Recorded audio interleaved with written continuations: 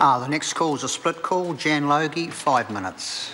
Mr. Speaker, and it's with pleasure I rise to speak on this, the second reading of the Arts Centre of Christchurch Trust Bill, a private bill brought to this House by the Honourable Nicky Wagner, and I would like to commend the Minister for the smooth progress of this bill so far through the House, and also the demonstration that's within this bill of a connection to community and a valuing of heritage and the importance that that plays within Christchurch.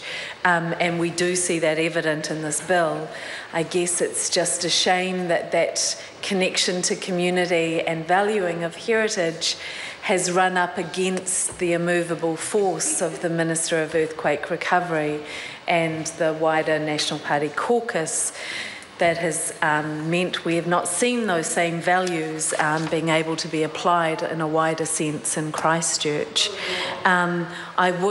The Christchurch, the Arts Centre building is, and it's been interesting listening in the House tonight and how many people from Christchurch have spoken so passionately about this place. And I too have a link to Christchurch in that my mother was very proud,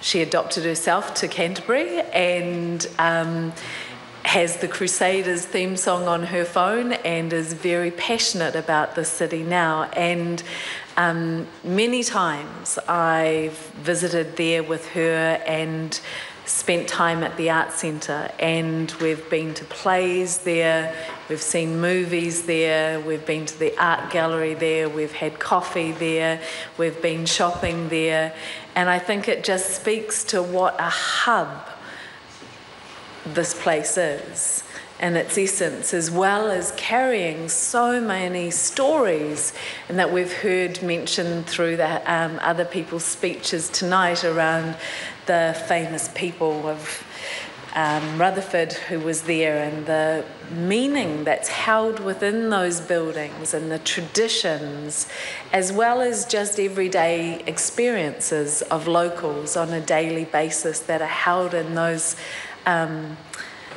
buildings. That they are very special for the people of Christchurch and for those of us who are not Cantabrians but who have links to that place, and a massive draw card for so many foreign visitors. And you see walking up and down those avenues the tourists just being drawn to that place because it is such a special place.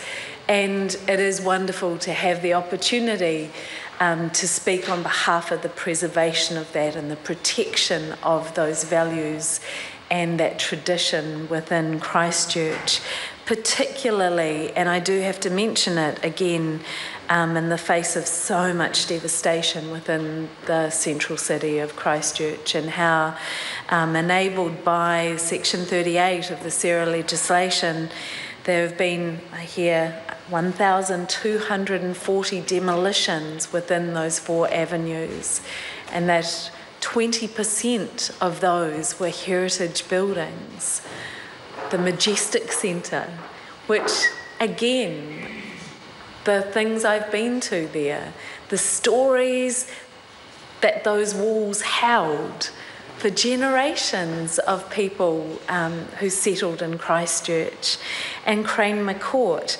These heritage buildings aren't just old dungers, as described by the Minister of Earthquake Recovery. They are holders of love and tradition and meaning for people of Christchurch. And it has been such a loss to see so much of that taken away for wider roads, for some enforced vision created in the head of a minister sitting most of his time in Wellington. So it is so welcome to have the opportunity to be part of something that protects a section of what was, to enable those traditions and those memories to carry on into the future, and into the future well beyond us in this house. Jacinda Ardern, 5 minutes.